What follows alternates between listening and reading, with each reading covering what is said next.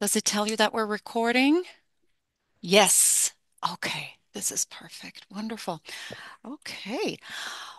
Welcome. Welcome, one and all.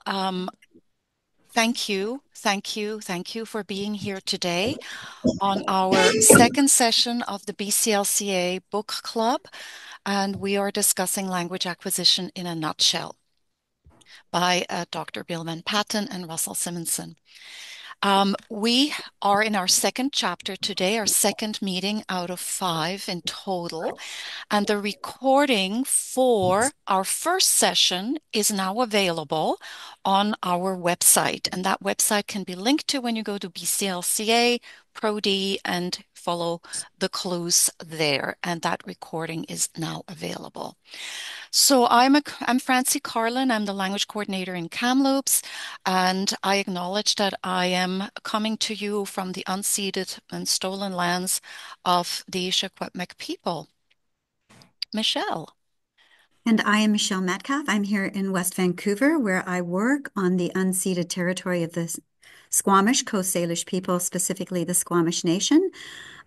This is a photo of a place that is dear to my heart. I grew up in this area. I live in the area just in North Vancouver, very close to where I work. And I am grateful for the privilege that I have to have grown up, to work, to live my life, and share my experiences with you today.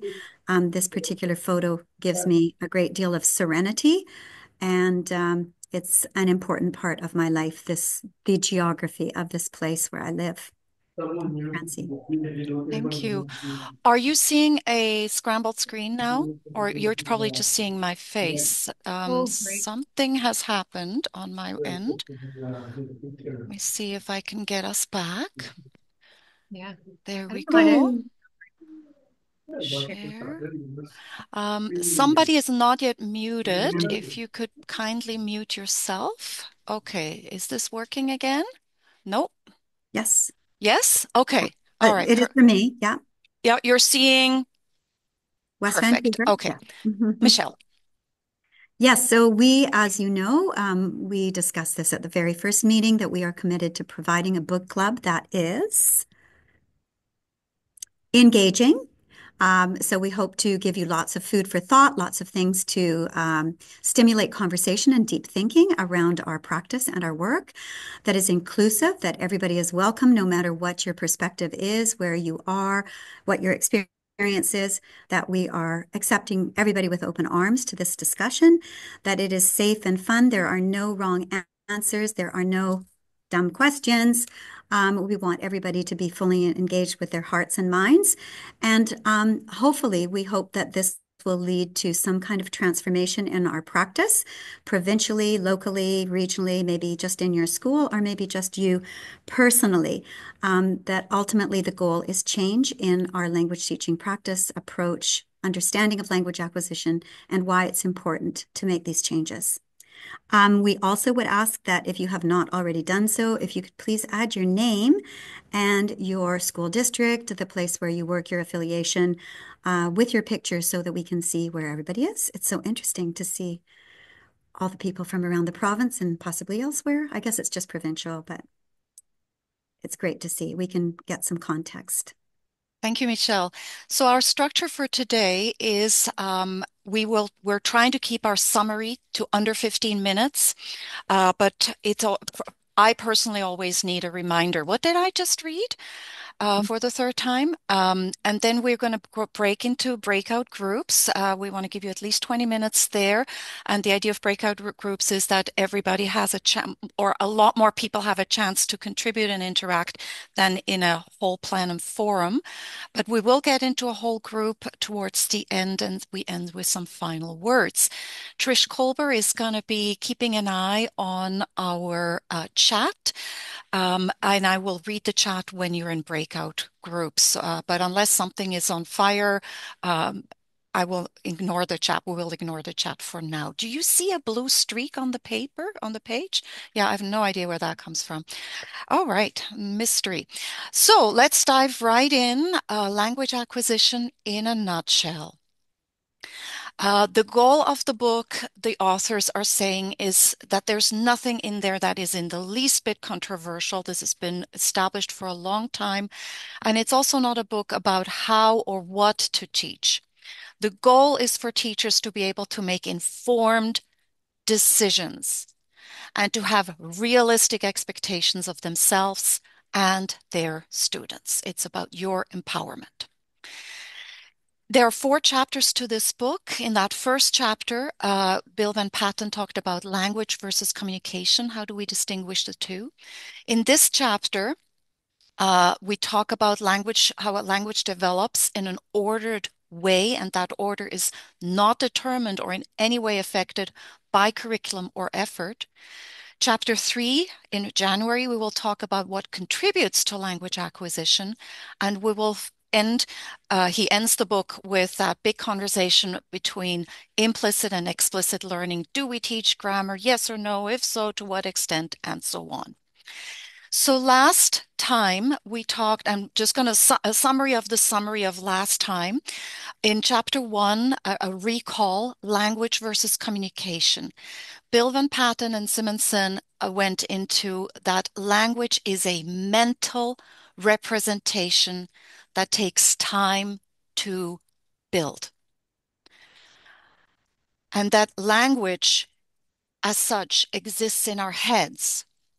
And we spend a lot of time talking about that language is abstract, that language is super complex, and that language is by nature implicit. We spend a lot of time going over the implications and what that means. And Van Patten says that it is language by itself is not tied to culture, which is different from communication. And I intentionally use pictures here of entities that don't use traditional language like you and I do, and yet they communicate very powerfully. Communication is a behavior that happens between entities, and those entities don't even have to be human. Communication depends on context and the purpose, and it is very much tied to culture. So let's now dive and spend a little bit more time on chapter 2, ordered development. And for me, the key picture was that picture of these tadpoles and that evolution of those tadpoles. And I'm even tempted to put this very image on my preps so I can remember that evolution. Bill Van Patten summarizes the chapter with these two sentences. Language develops in an ordered way. This order is not determined by the curriculum or learners' conscious efforts to acquire language. Let that sink in. And so we have that order development and we have language. And Bill Van Patten just says, just as the development of a tadpole becoming a frog is ordered and constrained, so is language acquisition. We're living in a place and time when maybe we are tempted to think that, oh, well, any way goes and anything will lead to, all roads lead to Rome. But when we look at nature, it is ordered and it is constrained. A tadpole is not so suddenly going to grow a lion's mane. It is ordered and constrained. Nature has a way of shaping and constraining all aspects of life. We refer to this as ordered development. Now, the thing is, acquisition takes time. And we also live in a time and place when we think we don't have much time and we have report cards and we have reporting and we have, you know, uh, deadlines. But acquisition of language takes time. Does that remind you of a first person's principle? Learning involves patience and time. And Bill Van Patten said, acquisition takes time. In fact, it is slow and piecemeal. And like only he could, he talks about gives this example of morphemes, these tiny little pieces, the smallest possible version of a word. And in the research that he cites, he says that children who learn English as their first language, with or without instruction, learn the language in this universal order. The first thing children will produce is the ing form, I'm going to the store. Then everything becomes the ed, walked, fought, drank. Here we go with irregular verbs, but everything adds the ed to go into the past tense. And then they start acquiring the irregular verbs. So instead of goed, it's now I went. And in the end, they add an S for the third person singular. She plays with me. No matter what we do, no matter what we throw at children, this is that universal order. This order is independent of instruction. It is independent of context. It is independent of what language they learn first, and it is independent of age. So, Michelle, So yes, so morphemes again are the smallest unit of language that carry meaning. So they are like the S added for third person singular forms, which Francie went over. And there are other morphemes that as second language teachers, we may be able to call up in our heads, such as if you're a Spanish teacher, it would be masculine, feminine endings of O or A, or a change to an adjective in French to make it a feminine or to agree with a feminine form.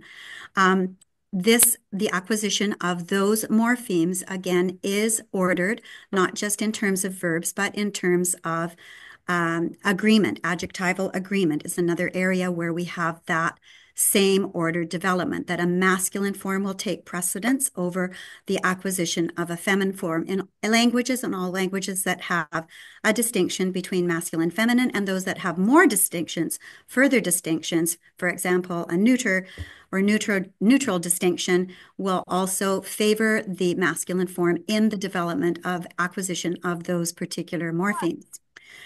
He also talks about negation, that negation is a very slow and stage-like process as part of the acquisition process, and it can be very clearly defined in different stages. Again, regardless of the language, regardless of if we're talking L2, regardless of the first language, the development of negation will follow a very similar kind of pattern throughout languages. I'm just going to throw out a personal example because I have a daughter who's 2.5, and she fits right into the description that Van Patten gives here of how negation is acquired in English. She says, for example, I have to say, Holly, would you like to put your shirt on? And she will say, Holly want no shirt. And she is consistent. Holly want no yogurt. Holly want no breakfast. Holly want no walk. Holly want no video. So it's a very structured way, and it's going to be very slow. And before they finally get it right, and it goes through multiple stages. Same thing, the relative clauses are indications of much more complex language because we have embedding of noun phrases in longer complex sentences. And again, I'm not going to go into that because you can read it for yourself and it's very complicated. And Bill Van Patten says himself that it is a complex process, but again, there is order development in the use of relative clauses, and there is order development in what we might consider to be errors in the acquisition of relative clauses. He draws the example for an example that he gives is the resumptive pronouns, where I gave the book to him, to Bill. So again, repeating the object at the end of the sentence, or that is the book that I gave to Bill, to him. The repeating of the direct object at the end of the sentence, but I suggest that you go back and read that chapter on your own. Another example in the Spanish teaching world is the difference between ser and estar, two copular verbs. Verbs that both mean to be and are used in very different contexts for very different purposes. Um, and this, again, is a very slow process. And ser, which is the verb that expresses existence, is going to be, again, the default for language in language acquisition and for second language acquirers. And this has really big implications, particularly for Spanish teachers, where ser and estar is becomes an issue in terms of why aren't the students understanding the difference between ser and estar, these two ways of talking about being, one for description, one for existence, and one for talking about feelings and location. Those are the sort of traditional textbook rules. Much more complex than that, but there is an order development, and ser will always be the default until both systems have been acquired. Tense and aspect refers to, of course, tense is referring to a time frame, past, present, future, and aspect is the actual more sort of detailed reference to time. Is it a completed action? Is it an action that is habitual? Is it an action in progress? And again, in terms of acquisition and order development, the past completed action is going to develop first before any other aspects of tense are going to be acquired. Question formation, again, is also subject to order development, as is the sound system. So his conclusion here, and Francie, I can't remember if you have this on the next slide, but the conclusion that Bill Van Patten makes here is that language is humans acquire language in a very evolutionary stage-like process. There's an internal system that is being activated, and it is predictable, it is ordered, it is structured, and it takes time to grow. All humans are going to acquire at different rates and speeds, but they are not going to skip stages. They are not going to pass from the tadpole that's swimming in the water to suddenly become a frog. They must go through those stages, although some may pass through the stages more quickly than others. And I think the last sentence here, ordered development seems to permeate most of language acquisition in terms of these systems, morphemic, phonological, etc. Shall I continue, Francie? Order development suggests that there is something internal to the human mind that pushes learners to develop language in a particular way. Yeah, just like that And marble works. yeah, Yeah, and this is in spite of external factors, in spite of explicit instruction, despite L1, well 2, there is an order that cannot be controverted. thank you. So yeah, what may obscure order development is that it happens in these stages. And there are no abrupt transitions, but rather overlapping stages that form a slow gradient climb, he says. Students acquire language at different rates, as Michelle already said, but never skip a stage. Variations occur within stages, but as Michelle said, tadpole is not going to suddenly grow arms when it still has when it's still in stage one. So that's another reason why this order development can be obscured is because language acquisition has a U-shaped development. And I saw that in myself. I was recently taking a Spanish course and we were given the structures and I was just like confidently talking, using the structures. And 20 minutes into this, I'm like, uh, why am I so confident? Am I doing this right? Is there an S? Is there no S? I suddenly got all into my head, and I was just a bubbling mess. And eventually I acquired that confidence again, and I felt safe and secure and in my language acquisition. And you may see that U shape in your classroom with your students. All right, that's our little summary. In discussion groups, when you get into your discussion groups, please appoint a leader, somebody who facilitates the discussion, a timer who makes sure everybody gets equal airtime, a reporter who will report back to the whole group any highlights or ahas. We're going to give you 20 minutes for that. And here are the questions. When the full page is loaded, I invite you to take a picture of these questions so you have them present for you. First question, and you don't have to do all of these questions. You can do all of these questions, but you're not likely going to have time. So pick and choose what interests you. What were you left with after the last BCLCA book club session? Did it completely transform your teaching? Nothing at all happened? Did something linger in the back of your mind that you kept pondering? And what, if anything, happened?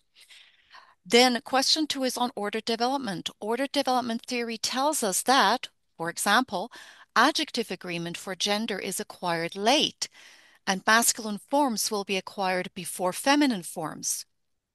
Given that, do you think there are implications for teaching based on order development? Another question on order development: to what extent do the materials and resources you currently use align with the theory of order development? C, is it reasonable or unreasonable to expect textbook and resources to follow such natural orders in the presentation of material? And last question on order development: if students are not in control of when they acquire certain aspects of the target language, is it equitable to base a grade on something they cannot control? Question two, have you ever been fooled by students when they seem to start out doing something correctly in the language, only to move into a phase where they do it incorrectly? How did you react to such behavior? Last question, is there a way to organize curriculum and assessments so that students' slow and stage-like acquisition is more respected? And if you don't like any of these questions, there are fabulous questions on pages 52 to 53 in your book, Language Acquisition in a Nutshell. All right. Any questions? Francie, could I add just one comment that I'm not Please. sure if this comes up later in the book, but I think it's an interesting way or something interesting related to these questions that Bill Van Patten has said numerous times. And I think it speaks to the idea of the ordered development. Because when I was using the word correct and incorrect, I was using my little quotation marks here because Bill Van Patten ultimately, and I believe this myself now, having transform my practice, that there is no correct and incorrect because these are simply stages of development. And just like babies who are not walking or walking and stumbling, they're not walking incorrectly. They just have not simply acquired walking fully, but eventually they will. And all humans will eventually acquire a language, even though it might be very messy at the beginning stages. So I think acknowledging that process in some of these questions leads us to think of what is correct and incorrect in a very different way. So just throwing that out there. Thank you, Michelle. I will throw you into breakout rooms, and we will be back in about 20 minutes or 15, maybe 15 now. Sorry. Francie, one Yes. group one group is already 4 people. So can they have their their own thing? That's Oh, Trista, and SD73 is already a group. okay. Oh boy. I hear you. Let me see what I see.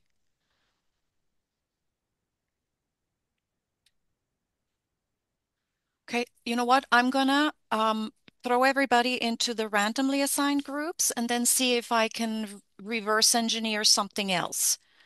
Okay, Okay? that's for Trista. Yep. Yeah, Francie, don't stress yourself out. We can also move to other parts of the room so that we can just stay in our groups. Oh, okay. So, All right. yeah, because it That gets sounds good. weird trying to mess around with Zoom. So just do it how you'd normally do it, and we'll just, Okay, thank you. walk like normal people. Yeah, Okay. Thank you. that's fine.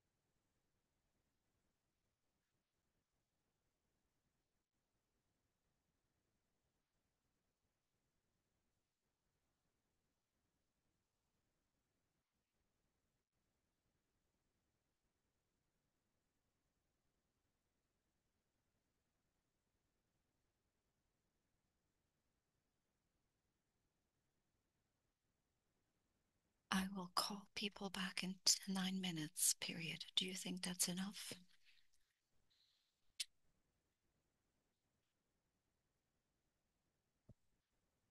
That will give us 15 minutes for discussion.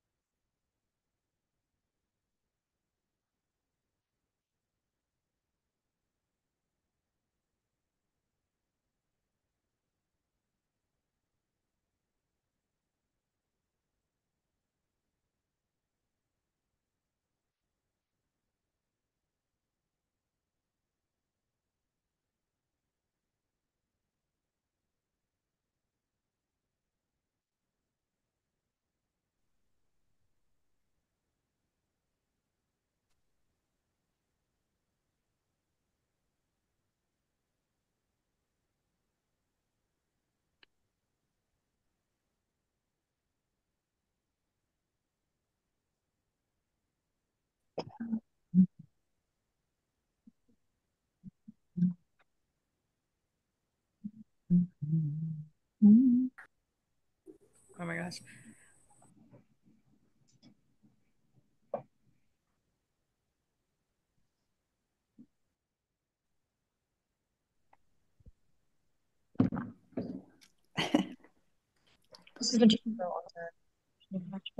Contact in my phone is that same as Brittany.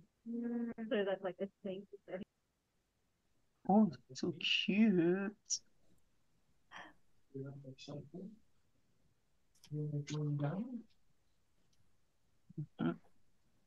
Hello, baby. Hello. Oops, I should mute myself. Very good. Mm. All right. They're all back. Welcome back. We have 15 minutes to hear back any highlights from your conversations in your groups. Who would like to share? I see Anne's hand. Well, my group said because I arrived late that I had to speak, so that's even funnier. So I'm not addressing any of your questions. I apologize. We did figure out what morphemes were, and thanks to my group. But what I wanted to say, or what they wanted me to say, not if you agree with me, Trista, Leah, um, we were talking a lot about TPRS, and so starting with the simple questions, and that the game changer really to make it work fit well with these questions because the students can hide. I think that was question 2 or 3. I can't see it anymore. The students can hide behind all the group work, but once you have décrit la situation or describe the situation, then they have to step up, even if they only do 2 or 3 sentences to describe the story, because now you can see if they actually understood or acquired any of the language. Does everybody here know what I mean by describe the situation? Yeah. Yep. So that was one, was describe the situation as a game changer, and the second one was making sure that they are doing their part to let you know when they don't understand. Because if you do a thermometer of 5, where I get it with the slide, where I get it, don't even need to look. 4, I get it when I'm looking at the slides. I just need it for confirmation. And 3, I get it when I see it because yeah, I can read this no problem. If they're doing a 2 or a 1 in my class, I put the responsibility back on them and say, what are you not doing to slow me, like to stop and have me explain, or to slow me down, or to have me repeat it, or to write it, because it's on them if they don't understand every word every time when we're doing TPRS. But for me, décrit la situation, the game changer for me as a teacher with that was when I first started, I was trying to remember all the details the students did in the co-created stories. And I didn't realize I was alienating my barometer students. But when I started to just say 3 to 5 really key concepts that were covered in the story co-creation, I had more buy-in from my barometer students. And so now they've learned they like to go first, because my first 2 people might say 3 sentences to the class, and the next one says 4, and then the other ones try to get as much as they can. But by this point, the barometer students have been heard. So for me, that was the game changer, minimizing the detail that I give when I first décris la situation à la classe, or describe the situation to the class, and really making sure they know their role is to slow me down when they need something explained right away. Don't wait till this has built up. Thank you, Anne. Andy, what did you do? Um, oh, do you hear me? I guess. Yes, we do. Yeah, there you go. All right. So I guess my speaker was on. So I was we were 3 teachers here teaching French immersion. So it was really nice. And one was teaching grade 1 and grade 2, and me and myself and the other teacher were teaching high school.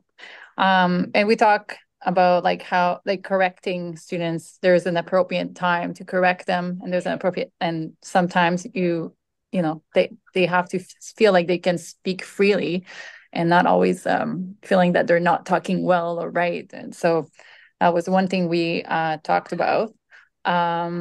We also said that we wanted to, so implicit, sorry, it doesn't, implicit teaching or implicit, is it teaching, implicit learning, sorry. For French immersion, I think for us, it means like authentic experience first. So you want to create like, so, try to get away from the grammar sheets and stuff, and then maybe go more um, have like, like, have students, I don't know, discuss their weekend or have like a, I kind of said like what they did the past weekend, for example, and then you like and that's the way you would an example of authentic experience. And then we said also scaffolding the language learning. So maybe you want to do a monkey puzzle for the grade 1 and 2, and then learn how to say like, oh, this is your turn, now my turn, and move to a game that is a bit more complex.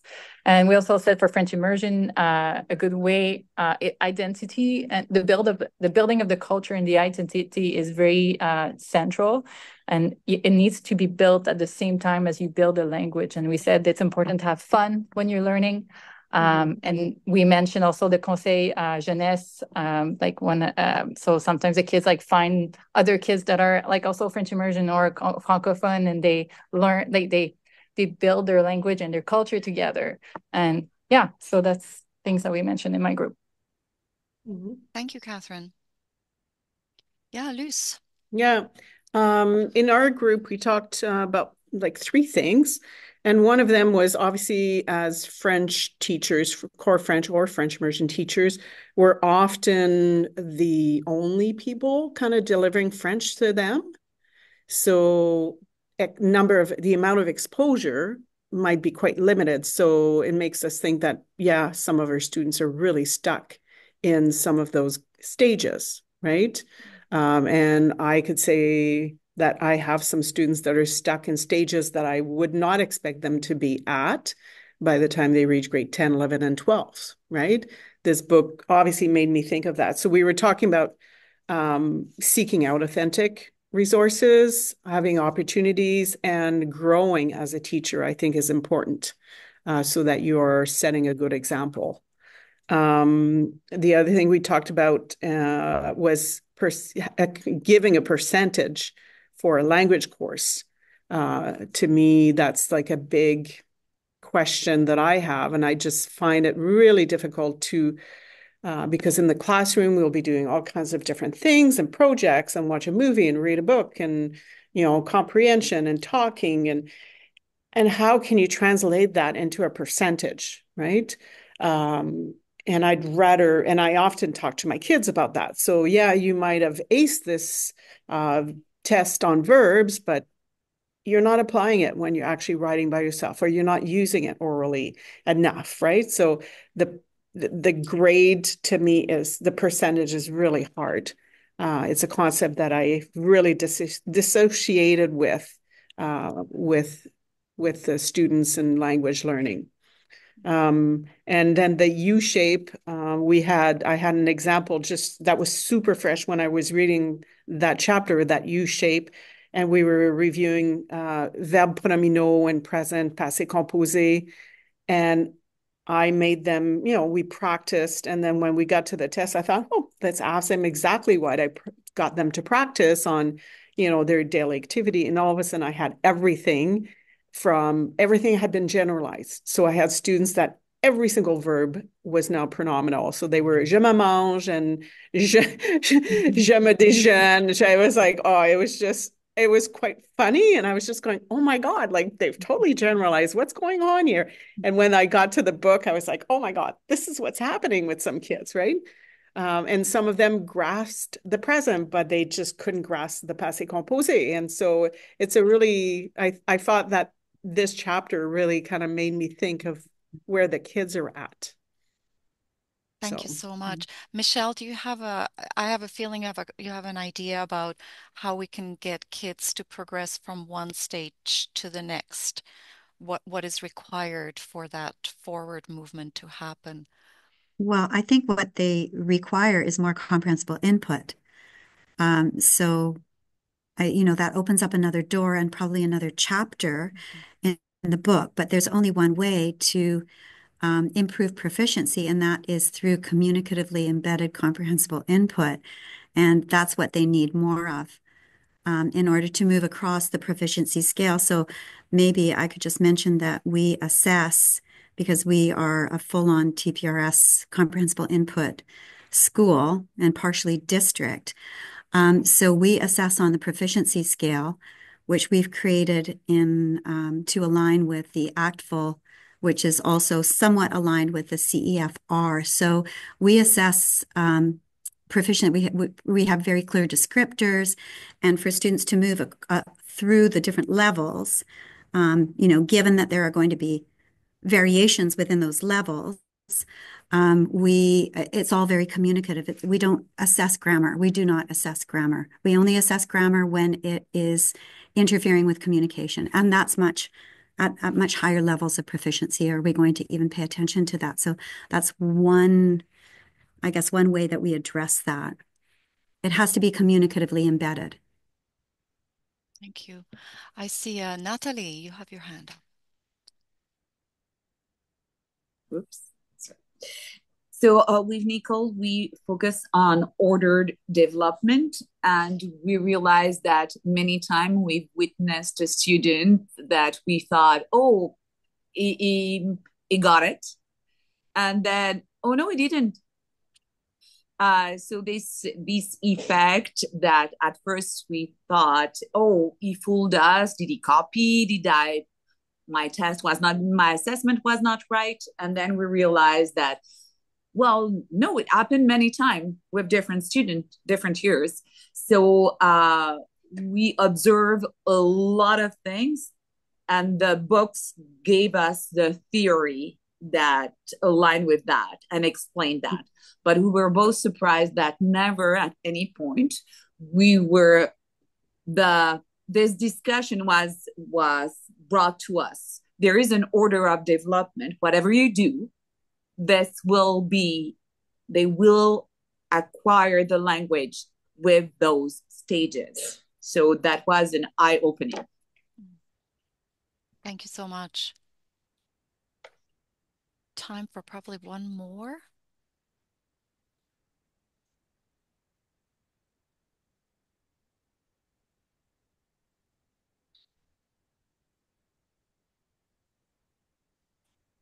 We had Kara in our Okay. group, but I don't know where. Oh, she is there. She was taking some notes. I don't know, Kara, do you want to share what we discussed? Is there anything you think is worthy of discussion or sharing? Or can you talk? Kara's got a little audio issue. So we talked with Scott and Kara in our group, and Scott is a pre-service teacher running off to pizza immediately after this conversation. And he was talking about his experience learning Italian and how he just kind of threw it down. He was immersed for 6 weeks in an Italian environment. He doesn't speak. He himself said that his French was not strong, but he will be teaching French, I guess, in his elementary school program. But we were talking about in allowing students take risks. So if we are assessing, going back to the question about, is it reasonable to assess? If we know about ordered development, we know that certain stages have to happen before others can happen. We know that there are very predictable ways that students are going to be acquiring language.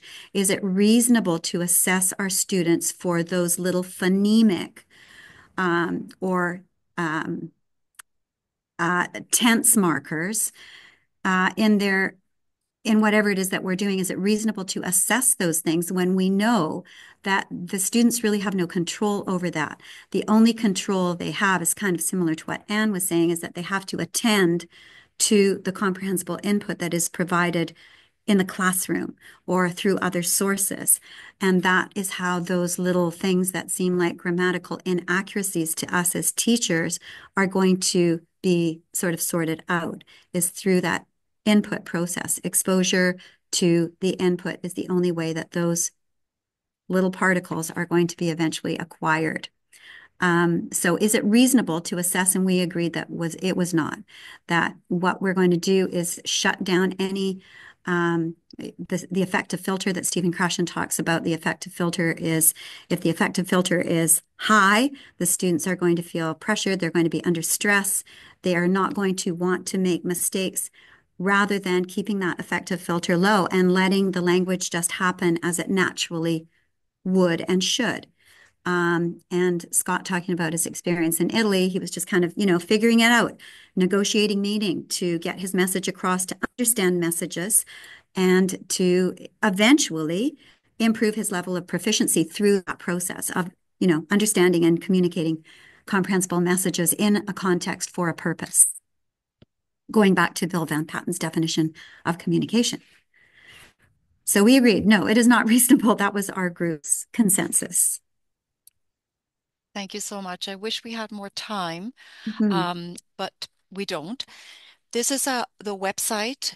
You see on this website the links for each of those sessions. So in case you don't get the email for whatever reason, you can link to this website through the BCLCA website.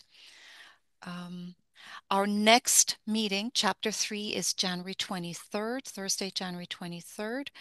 And yeah, this is it for us today. Thank you so, so much for showing up in so many ways. And I wish you a happy new year. Let me be the first maybe to say that to you. Au revoir, auf Wiedersehen, tschüss. Au revoir. Veronique, if you're still here, email me and I will contact you in relation to our standards. Yeah, feel free to stay. If you want to still chat, feel free to stay. I got time. Just a very quick question about Scott Montani. Did you go to Westside Secondary? I did. Who's asking that? Senora LaRoche. Oh, Madame LaRoche. LaRoche. Yes, of course. Oh, nice to see you. I'll see you next time. Happy New Year. Yeah. Take care. Okay, bye-bye. Hey, Michelle. Yes. Yeah, I'd love to get those standards too. If you want me too. Yeah. No, I'm happy to share them. They may not be, comprehensible because it was a very process when we began using with TPRS. First of all, TPRS, and then we sort of branched out to more sort of teaching through comprehensible input, and using a wider variety of strategies to provide comprehensible input. And that was in around 2000. Well, we started in 2010, and then at around 2011, really, we realized that our assessment had to just be completely revised. And I had been working a lot with the ministry at that point, and they had initially, in around 2012, it was just before our 2014 strike, I'd been involved with the ministry. I don't know, Trish, if you were part of that process or not, but we were trying, they wanted to, their goal, their objective was to create a curriculum designed around the CEFR, which I had some serious issues with, but anyway, it didn't happen because the strike happened. And then the curricular transformation began right after the strike, and I was invited back for that. But I spent a lot of time in those years, 2012, 2013, examining assessment through the CEFR, through the ACTFL, which is what we eventually adopted because we find it much more teacher friendly. We find it much more student friendly. We find it much more concrete. It's much easier to activate. It's just easier to work with. And it is far more closely aligned to what we see from a comprehensible input perspective in the classroom. Those standards, we played with them, we revised them. It was summer work, it was work on weekends, it was department work, it was district work. And we really hushed our heads, banged our heads together. We eventually got district time to continue to work on those, and we came up with a district set of proficiency standards. Do you use them for French immersion as well, or? We do not use them for French immersion, although there are some teachers who have a very CI perspective. Similar. And they do use them. They do use them. Yeah, I did work. I did have like some kind of a proficiency scale that I used, definitely.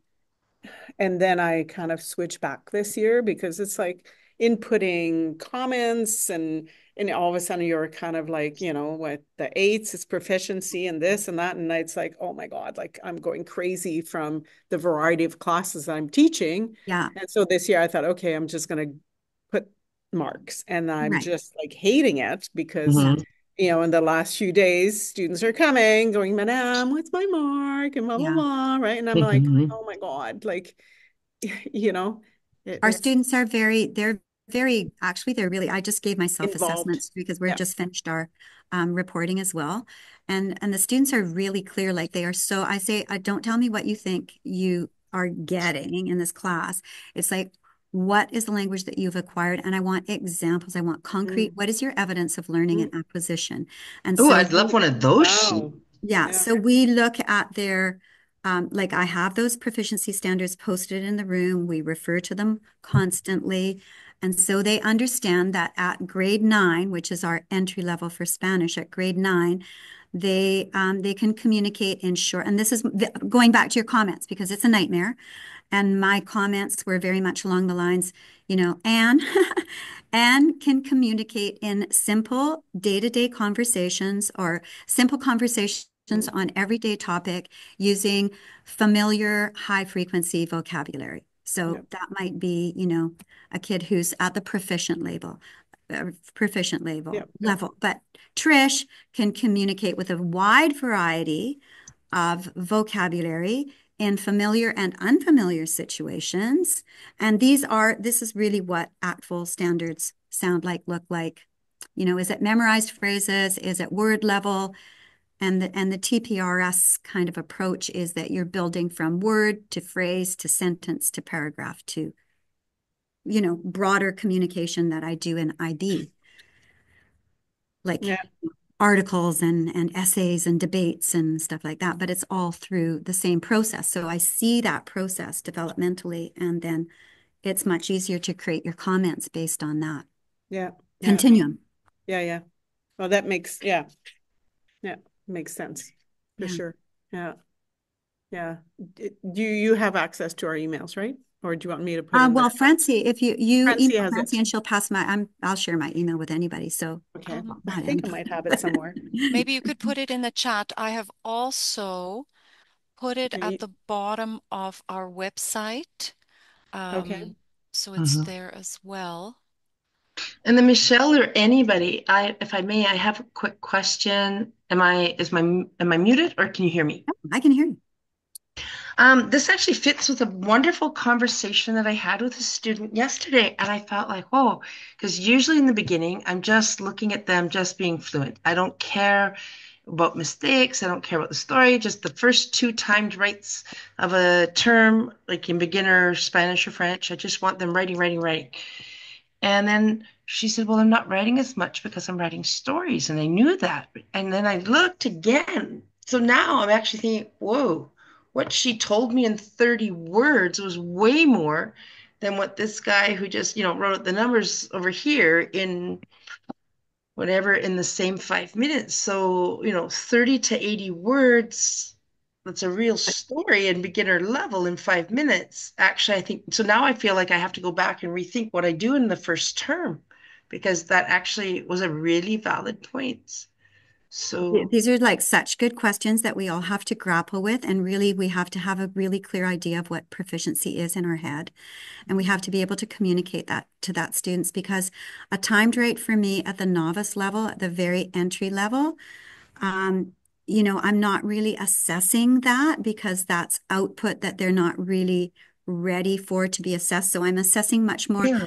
So in ACTFL, just put it in a nutshell, there are 4 modes of communication. Well, 3 modes of communication plus intercultural understanding. So we assess all 4. So the first one is interpretive communication, which is language they can understand through reading or listening. The second is interpersonal communication, which is Mhm. spontaneous production that is spoken or written. So if I say, like today, I gave an image to my IB12 class. I wrote 5 sentences about that. That's spontaneous. They had no idea obviously it was connected with our unit, but they didn't know exactly what it was going to be and they had to write about it. So spontaneous or speak about it. Tell me 5 things about this or have a conversation. We're going to discuss this together in class and I'm assessing that very formatively. And the third one is what we call presentational communication, which in a CI world, there's much less of that because that's the project kind of, that's what we used to do. Okay, here's Yeah. the textbook on, design the perfect bedroom, and we're all going to present our perfect bedroom to the class, and we're going to read our script or have our cue cards, and we're going to have a great visual, and maybe we will have Google translated because I had no idea what true proficiency really was. I didn't know. I didn't understand because I hadn't done my research. So oh, that sounds so fantastic. Oh, look at the way that, oh, so, all these 20 pieces of furniture, all the different colors, like everything matching. It was in the theme of whatever, Barbie. And it was so So good for fantastic. It was so serious beautiful. And I stuff. thought that was amazing, right? Hmm. Uh, but so presentational is I had students presenting today that was sort of a presentational thing that they had all read individual novels and they had created a one pager. They didn't know what they were going to do with this. They created one pager with themes, characters, setting, quotes from the novel that were important to them, drawings. It was like a kind of like an infographic sort of thing. And then I put them in groups and they had to talk about the novel using their one pager as a stimulus for conversation and then recommend the novel. They interacted asking questions. So that was, again, spontaneous communication. And where was I going? Oh, yeah. So, but it was kind of presentational as well because they'd already prepared something. And then intercultural understanding is making cultural connections, being able to compare and contrast what we learn in the target culture with their own culture.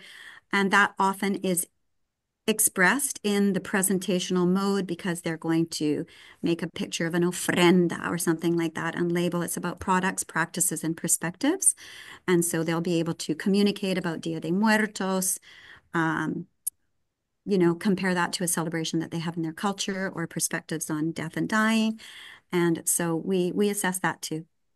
And that, of course, grows as the levels go up. So, but at the very beginning, and going back to your question, it's very much interpretive communication. Can they understand the language that is used in the discourse community of the classroom? So all, frase secreta, our warm up, our calendar talk, our interaction, our games, our class stories, our card talk. Francie, we were talking about that. Yeah, so Okay, gracias. Right. yeah. Thank you so much.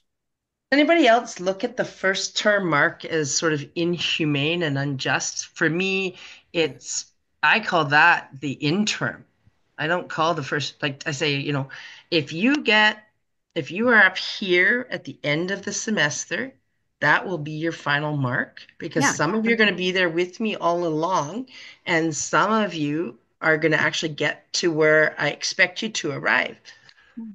So Yeah, it's that's developmental. sometimes I feel like I'm cheating when I do that, but it makes more No, sense to me. it's continuous progress. And so where they Yeah. start out and knowing the stages are ordered and they are stages, how can we say, well, you are a this or a that when we know it's teach for June or we are on a linear. So teach for June or the end of the semester and whatever your proficiency level is at novice mid, is at novice high, we have a certain threshold that we expect that the extending in grade Mhm. 9 is going to be at a novice high with those descriptors that they can, based on can-dos, I can do this, I can do that, I can communicate in this way with this range of vocab in various time frames or whatever, right? So, Mhm. yeah.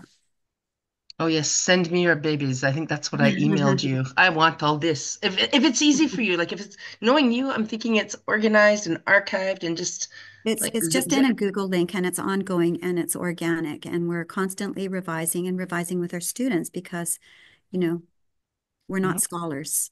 We're just trying to do our best Mhm. with the research that we have.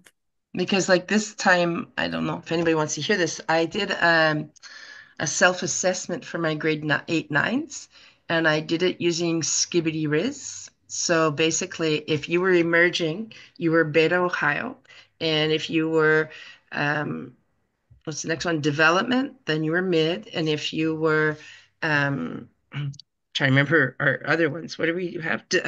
Proficient. That kills me because to me, if proficiency is what we're trying to attain, but anyway, um, then you are skibbity riz, means you got charisma, you got this. But then if you are extending, you are sigma, and as they put it, you are locked in. And so spent about 5 minutes on YouTube doing this to see what the heck this was all about. Honest to goodness, my boys that probably put 25 words on the entire nonfiction reading assessment because I marked them. They wrote about 80 words. They got so locked in. Like one of them started off with, well, the brain rot is very real, but if you keep this, I will be so locked in. And it was just like the language. I was just like, holy jeepers. But he wrote like 80 words and nailed it. Like his assessment, because they had to give me exemplars to why they had rated themselves this way. But when you're talking about meeting them where they're at, it was honest to goodness. I have never seen people laugh during an assessment where they have to sit down and say why they and justify their different marks. And well, I'm kind of bit Ohio now, but I really want to be Sigma, so I'm going to lock in. And and it was I'm just like, and then Mine's they a bit more reflect. Like I don't have them self-evaluate. So that's more like a self-evaluation is determining, are they extending proficient or this? I say, what is your evidence in these four domains? So to what extent can you okay. understand the language that's used in class, the language that you read? Give me some evidence. They keep portfolios of evidence. So well, that they reflect. It's more of a reflective rather Ooh. than I want to be this or I want to be that. It's what have I done? Here's the Well, evidence. this was definitely my low. This was my, Yeah. what do you call it? Barometer student. The Right. Yeah. kid that didn't even write 25 words in English in Yeah. 40 minutes, wrote 80 words in about 5 minutes when I reached him where he was at in his language. Like it clicked for Okay. him Okay. what an assessment was. Sorry, that if I Yeah. didn't make Oh, that clear, okay. Okay. that's what that happened. So, and he did give evidence, and it was the Yeah. coolest thing because Mhm. it wasn't the ranking so much as their evidence, but they got the giggles reading through this. Did you really write that? And they got into it. So I want to see how to take that into the French part of it and the Spanish part of it. How do, you know what I mean? To bring it so they're just as excited about the language part that we're teaching with the TPRS and with the CI and Mm. Mhm. making, because I feel like I've been unfair in my assessments because I think I keep just when I think I have a handle on where we're going with the assessment piece, I realize, ooh, I'm still doing that, but I need to do this. And ooh, this didn't account for that in my adaptation. So Yeah. that could be a whole We can workshop be for our next. worst critics for sure. No, Thanks. you're locked into this one, Michelle. And I defer to you, and I would love We're anything that always you a give work in us. progress, always a work in progress. But Yes. So thank you so much. Have a good yeah, night, thank you. Good to everybody. see you, Good Anne. night, Anne. Good Thanks night, for your help, Francie. Francie. Yeah, of course. Nicole. Bye. Bye.